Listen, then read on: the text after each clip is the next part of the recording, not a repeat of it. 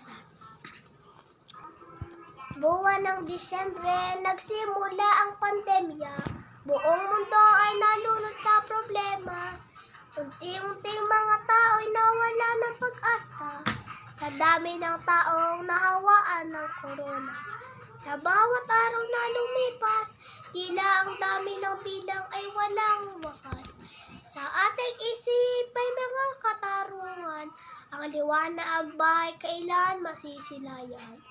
Ito ang panahon na higpitan ang ating pananalig at kakapit sa pakpak ng kanyang pag-ibig.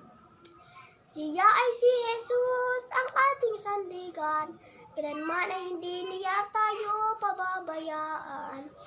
Kaya huwag na tayong mangamba dahil hatid niya ang panibagong pag-asa.